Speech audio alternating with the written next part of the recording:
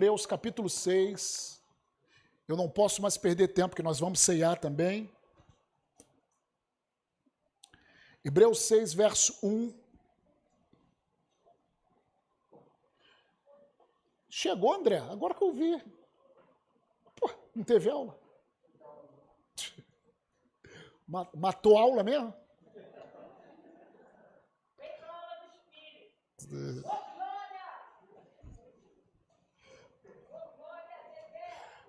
Hebreus capítulo 6, verso 1 e 2. Amém? Por isso, pondo de parte os princípios elementares da doutrina de Cristo, deixemo-nos levar para o que é perfeito, não lançando de novo a base do arrependimento de obras mortas e da fé em Deus, o ensino de batismos, a imposição de mãos e da ressurreição dos mortos e do juízo eterno. Todos esses assuntos que em Hebreus vem apontando, esses assuntos são os princípios elementares da doutrina de Cristo. Nós, já em algumas quartas-feiras, nós temos falado sobre isso, cada assunto desse, arrependimento das obras mortas, a fé em Deus, ensino de batismos, imposição de mãos, e hoje é o último dia de falarmos sobre a ressurreição de mortos. Vamos fechar para depois falar sobre o juízo eterno. Então, são assuntos que são bases, são doutrinas sólidas. Se algumas coisas, entenda, querido, no corpo de Cristo, em 1 Coríntios capítulo 12, fala que nós somos corpo de Cristo. E por sermos corpo de Cristo, cada um de nós temos uma função. A palavra compara a igreja como corpo. Ou seja, a mão tem uma função diferente do pé, que tem uma função diferente da orelha, que tem uma função diferente do joelho. São até diferentes em si, mas todos eles têm a mesma substância, todos eles é o mesmo sangue que corre na veia, todos eles é o mesmo DNA, amém, queridos? Mesma célula. Então, querido, às vezes, nós, como corpo de Cristo sobre a terra, podemos ser diferentes em alguns aspectos. Aquela igreja fulana é diferente daquela e tal. Por quê? Por causa dos chamados do corpo. Tem uma igreja que é mais mão, tem uma igreja que é mais olho, amém? Tem uma igreja que é mais pé, amém, queridos? Porém, há doutrinas bíblicas que todos nós temos que ter. E uma delas é essa questão dos princípios elementares da doutrina de Cristo. Toda igreja na face da terra, corpo de Cristo, por exemplo, nós temos que crer primeiro que fomos salvos por Jesus Cristo, pela fé. Fomos salvos por graça mediante a fé. Então são doutrinas específicas, de batismos. Todos nós temos que entender sobre isso. Amém? Então, isso fala sobre um fundamento. Isso fala aquilo que vai sustentar um prédio, sustentar a igreja, a casa. Então nós começamos a falar sobre a ressurreição de mortos. Amém, queridos? Se você primeira vez que você está vendo essa ministração, você pode ir lá no nosso site, o Ministério Way Rio, você vai ver as outras ministrações. Então nós falamos sobre a ressurreição de mortos. Jesus, ele falou, eu sou a ressurreição e a vida. Quando ele esteve na casa de Lázaro, Marta e Maria, Lázaro tinha morrido, ele conversando com Marta, falou, eu sou a ressurreição e a vida. Quem crê em mim, ainda que, como que é? Morra, viverá. A cabeça está pensando rápido e não estou falando. Amém? Então, Jesus, ele vem ensinando isso, os apóstolos vêm ensinando sobre a ressurreição dos mortos, e hoje, semana passada nós falamos sobre a primeira ressurreição, que é a ressurreição de mortos. Semana passada falamos no aspecto do novo nascimento, do nosso espírito nascer de novo. Ressurreição de mortos no aspecto do, como Lázaro, que morreu e ressuscitou no mesmo corpo normal, e ressurreição de mortos como padrão de Cristo. Tanto que a Bíblia fala que Cristo ele é as primícias dos que dormem. Porque quando Jesus ele ressuscitou dos mortos, ele teve um novo corpo. Ainda que o corpo tinha marcas, mas assim, era um corpo com uma dimensão diferente.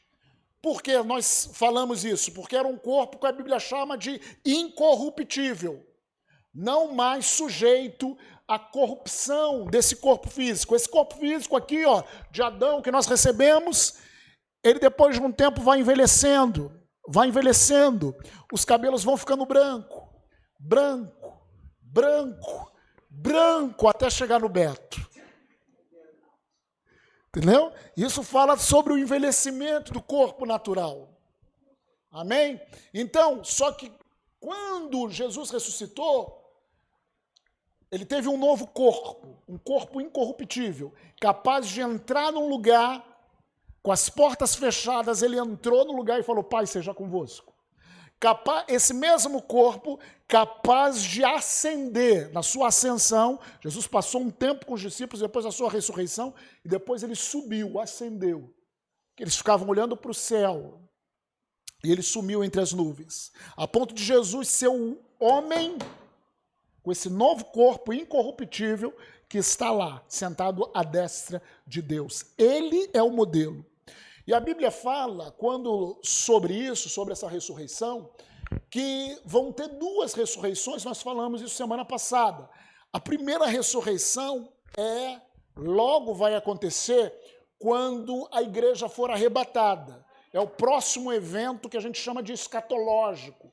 Próximo evento do fim, é o arrebatamento da igreja. A Bíblia fala que num momento, num piscar de olhos, os mortos em Cristo ressuscitarão primeiro, terão esse novo... Depois nós que estivermos vivos, num instante nós seremos transformados. Nós teremos um novo corpo incorruptível. E nós encontraremos com eles, teremos essa capacidade nos ares, por causa desse corpo incorruptível. E falamos da segunda ressurreição, que a segunda ressurreição é para aqueles que não aceitaram Jesus desde Adão, que não aceitaram, não eram Deus, servos do Senhor, desde Adão, não reconheceram. É uma ressurreição, a segunda para juízo, no trono branco. Vão ser ressuscitados todos que morreram e vão ser julgados nesse dia. Amém? E hoje nós vamos falar sobre alguns conceitos equivocados dentro desse assunto da ressurreição. Vou ver se eu consigo falar em 15 minutos. Conceitos equivocados acerca da vida após a morte. Que algumas religiões, que algumas pessoas têm. E você precisa saber disso. Gente, o meu povo, ele erra porque falta o conhecimento. E aqui você está para ter essas convicções. Você vai entender para onde vão os espíritos daqueles que não creem nem obedecem a Deus quando morrem. Para onde vão os espíritos dos discípulos, ou seja, dos filhos de Deus quando morrem. Vamos ler um texto, Lucas capítulo 16.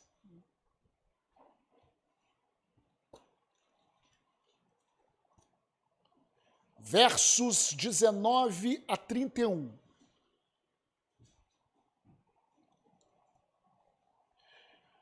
Esse texto não é uma parábola. Jesus ele sempre ensinava por parábolas, mas sempre quando ele ensinava por parábolas, ele falava. Alguns teólogos falam que ele estava falando em parábola, mas parece que é algo real mesmo. Lucas capítulo 16, a partir do 19... Jesus, ele ensinando, ele fala assim, ora, havia certo homem rico, que se vestia de púrpura e de linho finíssimo, e que todos os dias se regalava esplendidamente. Havia também certo mendigo chamado Lázaro, coberto de chagas, que jazia à porta daquele, e desejava alimentar-se das migalhas que caíam da mesa do rico, e até os cães vinham lamber-lhe as úlceras.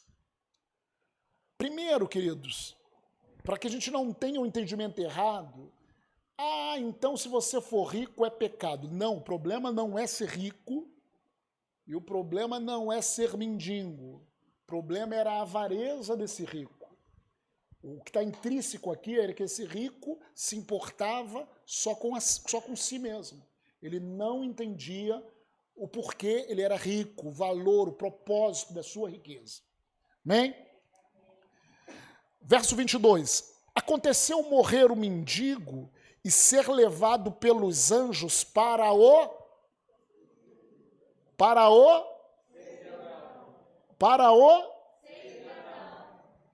morreu também o rico e foi sepultado. No inferno, no original não é inferno, no original é Hades, no grego. No Hades, no inferno, aqui eles traduziram como inferno. No inferno, estando em tormento, levantou os olhos e viu ao longe a Abraão e Lázaro no seu seio. Esse é o rico.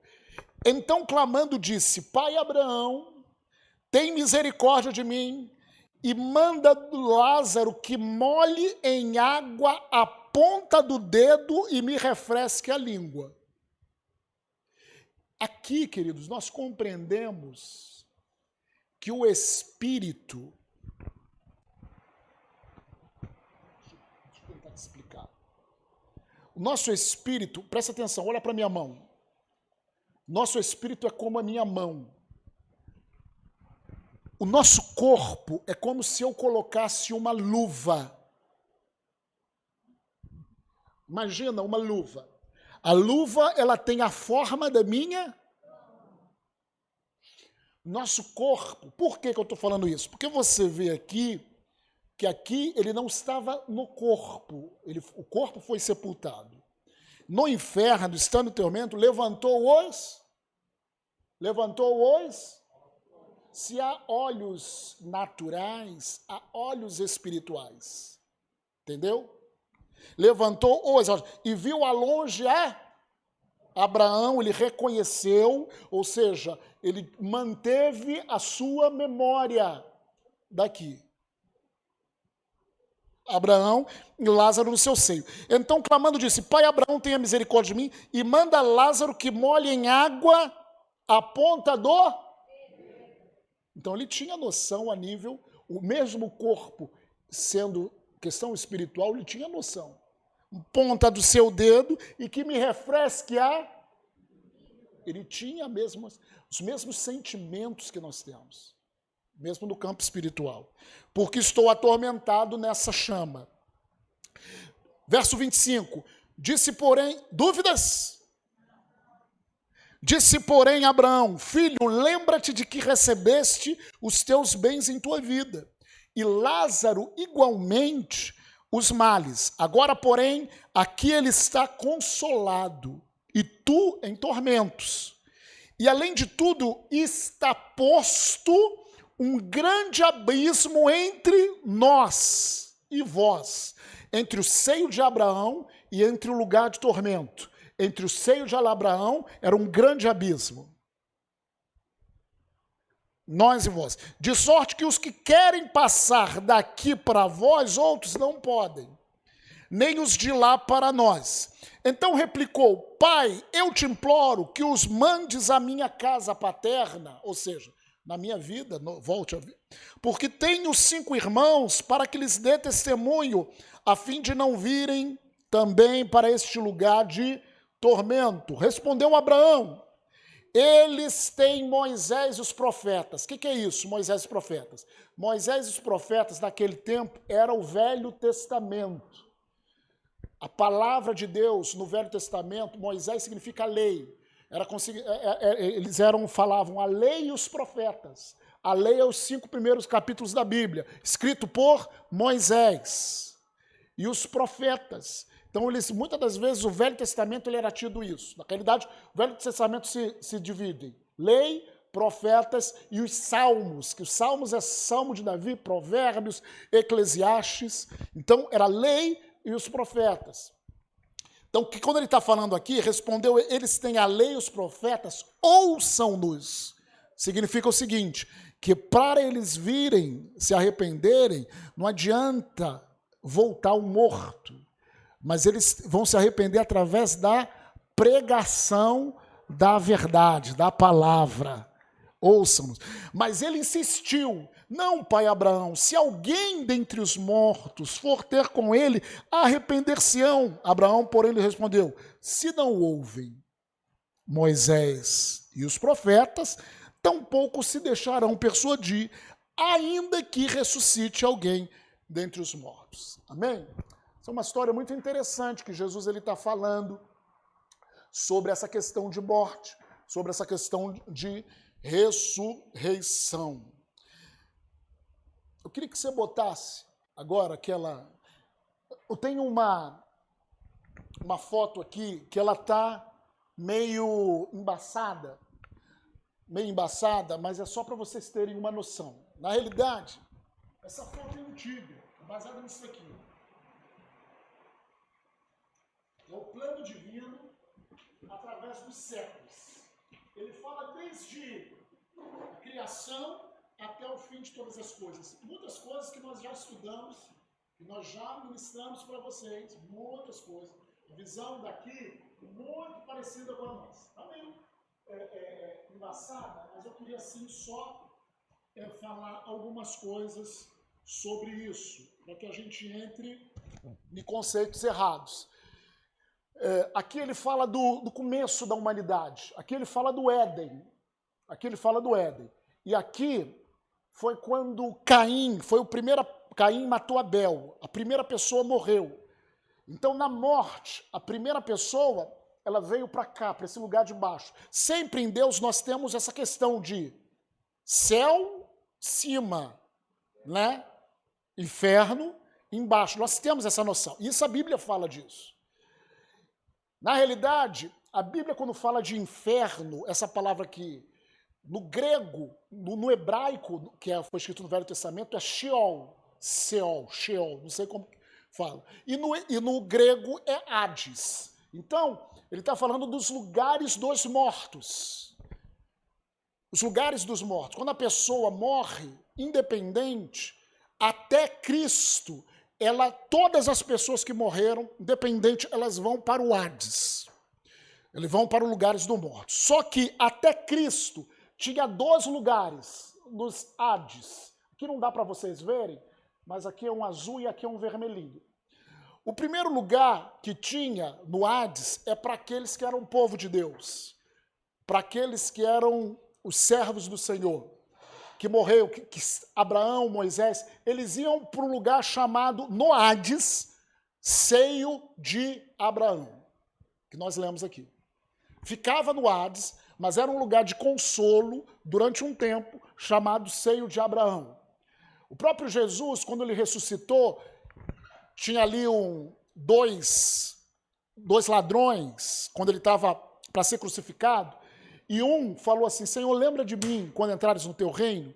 E quando Jesus fala assim, hoje mesmo estarás comigo naquele momento, o paraíso era a mesma coisa do que o seio de Abraão. Era um lugar de conforto no Hades. Só que, desse lugar de conforto, até esse lugar chamado Hades mesmo, que nós temos como inferno, que é o lugar de tormento, para aqueles que não aceitaram Jesus, era um lugar de tormento, havia um grande abismo. Há um grande abismo. Tanto que a Bíblia tem alguns textos que falam que alguns anjos caídos estão presos nesse grande abismo. Você vê Apocalipse, até um tempo que eles vão ser soltos. E é justamente isso que a Bíblia fala. Um grande abismo.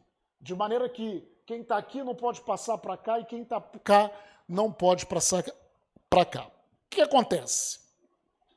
Quando Jesus ele veio e morreu e ressuscitou, veio, morreu, ressuscitou, Jesus ele desceu, pegou a chave da morte e do inferno.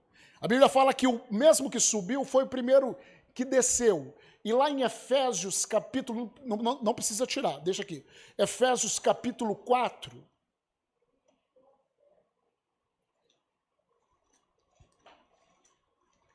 Deixa isso aí, por enquanto. Efésios 4. Diz lá, no verso 8, por isso diz, quando ele subiu às alturas, levou cativo o cativeiro e concedeu dons aos homens. Isso é uma expressão cativo e cativeiro, porque quando Jesus ele morreu e ressuscitou, ele morreu, esse período que ele morreu, ele pegou a chave da morte do inferno, mas ele, quando ele ressuscitou, esse lugar chamado Seio de Abraão, que era um lugar que teoricamente ficava também o pessoal que aceitou Jesus, que era de Deus e tudo mais, ele levou cativo esse cativeiro. Quando Jesus ressuscitou, esse lugar daqui, ele passou para nós, a partir da ressurreição, a ser céu. Amém? Esse paraíso aqui, ele levou cativo o cativeiro. Verso 9. O que quer dizer subiu, senão que também havia descido às regiões inferiores da terra? Que é justamente essas regiões. Aquele que desceu é também o mesmo que subiu acima de todos os céus para encher todas as coisas. Aí ele fala que de lá ele mesmo concedeu dons aos homens. Então, até Cristo, o seio de Abraão, o paraíso, ficava nesse lugar total, chamado de sepultura, Hades, no sentido geral. Até Cristo, ainda que tinha uma separação, lugar do seio de Abraão, paraíso, a um lugar de tormento. Mas quando Cristo ressuscitou, Jesus levou cativo o cativeiro, às alturas, e nós estamos com ele. Tanto é assim que quando Paulo ele fala que agora Jesus ele não está cá, ele está cá, sentado à direita de Deus Pai. Quando Paulo ele fala assim, olha, eu fui ao terceiro céu, ele não foi aqui, ele foi cá. Ele teve uma experiência que ele foi ao terceiro céu, e olha, eu vi coisas inefáveis que não dá para falar com vocês. Mas aí ele fala o seguinte, eu prefiro 1000 vezes estar com o Senhor. Agora, quando o crente morre, ele simplesmente passa não ao Hades, mas ele vai estar com o Senhor. Ele não faz esse caminho agora. O corpo é sepultado, porém o espírito e a alma dele vão estar com o Senhor. No momento que ele fecha o olho, ele já vai estar com o Senhor. Ele está com o Senhor. Ou, como nós falamos muito, ele vai para o céu. Ele vai estar com Cristo. E Paulo falava, eu prefiro 1000 vezes estar com o Senhor, é muito melhor, mas para que vocês tenham fruto, eu vou ficar um pouquinho mais. Então esse estar com o Senhor, depois da ressurreição de Jesus, é Cristo, é estar com Cristo. Amém? Entendeu por aí? Até agora? Agora 3 conceitos errados para a gente fechar. Sobre morte. 3 conceitos errados. Paulo mesmo, quando ele... Pode tirar isso aqui, senão o pessoal vai ficar olhando para cá. Paulo mesmo, não dá nem para enxergar direito, mas eu queria que vocês tivessem noção. Quer dizer, volta lá. Esqueci de explicar o seguinte. Volta lá. Até Cristo, então, presta atenção. Até Cristo, paraíso, ou seio de Abraão, Hades, lugar de tormento. Quando Cristo ressuscitou, ele pegou isso aqui, o cativo e o cativeiro, e agora ele está sentado à direita do Pai. Aqui continua. No final, que aqui, no julgamento do trono branco, quando houver a segunda ressurreição, diz lá em Apocalipse que o Hades, a morte, o inferno, vão ser lançados no chamado lago de fogo e enxofre, a saber, a segunda morte. Então aqui é a segunda morte, em que pessoas vão ser, onde que Satanás está, o anticristo vai estar, a capetada toda vai estar lá, queimando também, desesperada também, e quem não aceitou Jesus. Ok? Pode fechar aí. 3 conceitos errados. Paulo, ele falava, 1 Tessalonicenses, por exemplo, me ajuda aqui, 4, versículo 13. 1 Tessalonicenses, capítulo 4, verso 13. Não queremos, porém, irmãos, que sejais ignorantes com respeito aos que... Paulo constantemente ele falava isso, de quem estava morto, aos que dormem. Mas a expressão do Paulo de dormir significa o seguinte, eu vou traduzir o pensamento de Paulo. Quando nós morremos, o nosso corpo, esse corpo dorme, porque ele vai ser enterrado. Mas naquele momento que eu morri, o meu espírito, eu não estou nesse corpo. Esse corpo dorme até o tempo da ressurreição do corpo. Porque eu não vou ser o tempo inteiro espírito, alma. Eu fui criado para ser espírito, alma e corpo. Amém? Então, durante um tempo, eu vou estar com Cristo, no meu espírito, minha alma, meu entendimento vai estar com Cristo, enquanto meu corpo dorme. Não significa, por que eu estou falando? Há alguns conceitos que falam que as pessoas, quando morrem, ela dorme. É o sono eterno. É o sono. Não, queridos. Parece assim, a pessoa morreu, fica lá. Até acabou, está dormindo. O espírito está dormindo. Não é assim. O dorme é questão do corpo. Mas o espírito, ele tem todas as... Ele vai estar com o Senhor. Ele vai ver as coisas. Ele vai estar com Cristo. Amém? Ou vai estar no Hades, no inferno, esperando a ressurreição para juízo. Em um desses 2 lugares que ele vai estar. Amém?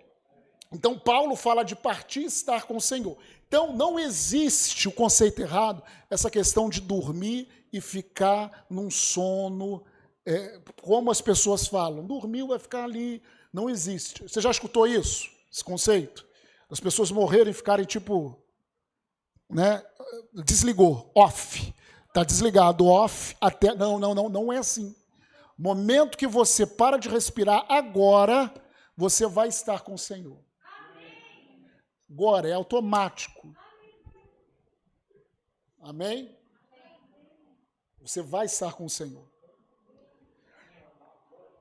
Segundo conceito errado que é falado, uma doutrina, na realidade esse conceito nasceu na Igreja Católica, chamada de purgatório. A pessoa morre e ela vai para um purgatório. O que é purgatório? Purgatório é um lugar de purgar ou purificar a alma. Tipo assim, a pessoa não aceitou Jesus em vida, ela ia para um lugar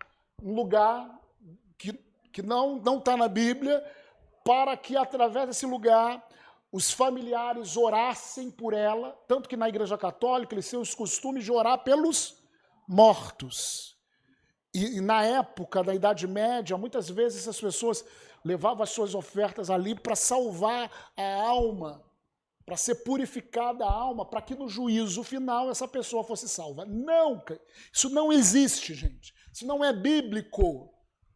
Ainda que é um costume cristão da Igreja Católica, mas não existe lugar de purificação. O tempo que nós temos é o tempo dessa vida. Nós não intercedemos por pessoas mortas.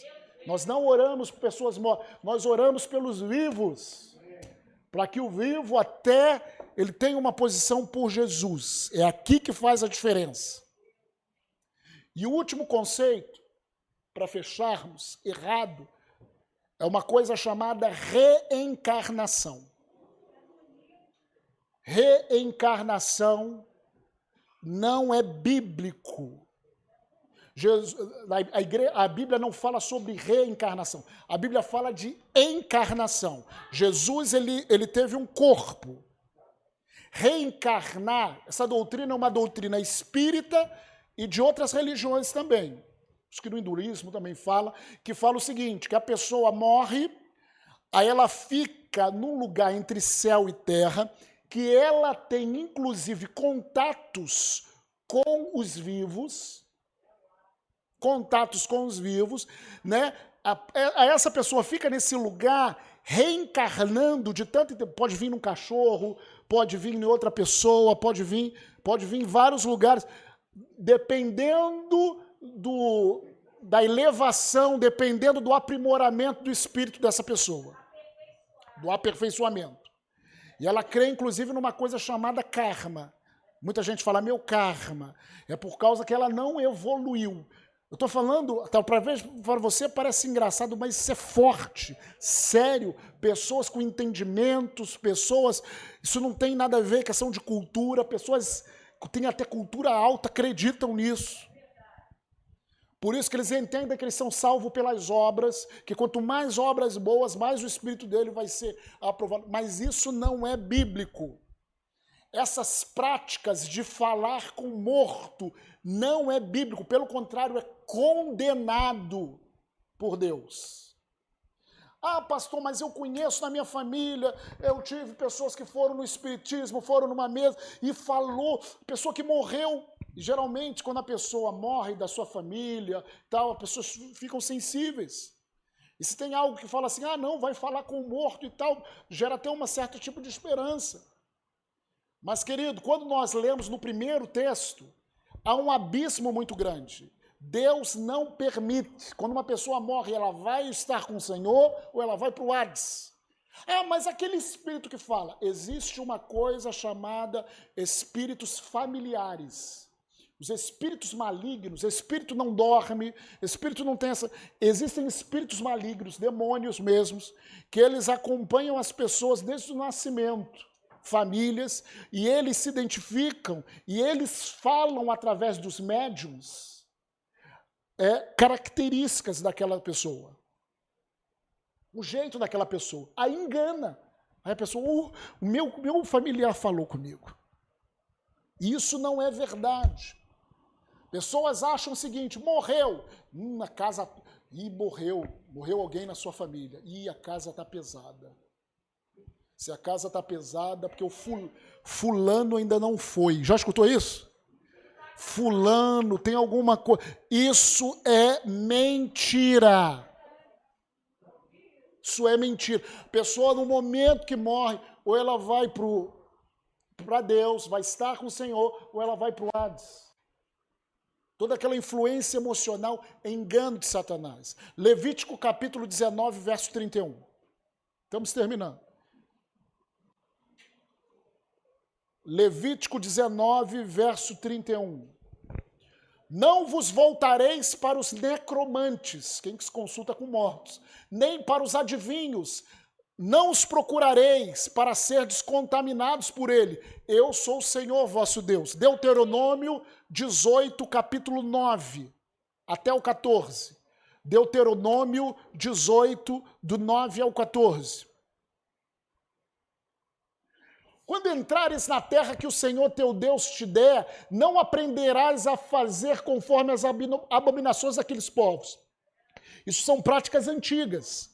Não se acharás entre ti quem faça passar pelo fogo seu filho ou a sua filha. Sacrificavam os seus próprios filhos. Nem adivinhador, nem prognosticador, nem agoreiro, nem feiticeiro, nem encantador, nem necromante, que consulta com os mortos, nem mágico, nem... Aí ele continua, quem consulte os mortos. Pois todo aquele que faz tal coisa é abominação ao Senhor, e por essas abominações o Senhor teu Deus os lança, aqueles povos, de diante de ti. Até o 14. Perfeito serás para o Senhor seu Deus, Porque essas nações que hás de possuir ouvem os prognosticadores e os adivinhadores, porém a ti, o Senhor teu Deus, não permitiu tal coisa. Isso é engano, isso é mentira em relação à morte. Não existe sono, esse sono eterno. Não existe essa questão de purgatório. Não é bíblico purgatório. O que você faz é nessa vida. E não existe reencarnação. O último texto que nós vamos ler, Hebreus capítulo 9, verso 27. Hebreus 9, 27. E assim como aos homens, raça humana, está ordenado morrerem uma só vez, vindo depois disso o juízo.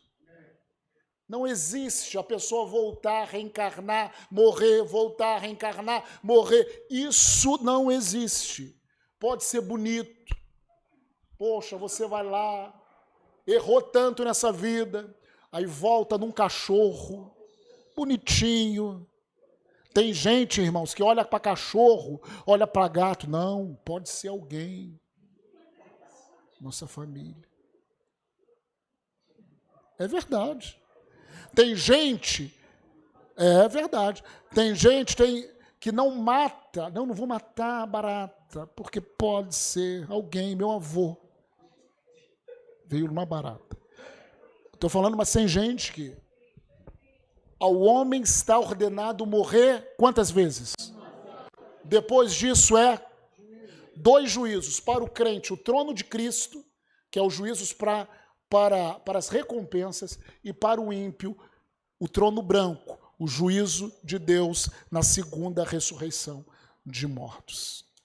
Amém? Amém. Fechamos, ressurreição. Vamos fechar os olhos? Pai, nós te agradecemos.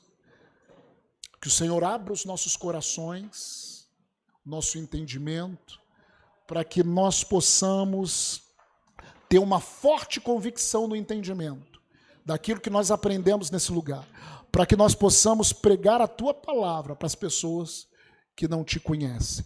Em nome do Senhor Jesus. Elizabeth, pega a ceia para mim. Adriana, vem cá ministrar a ceia para nós.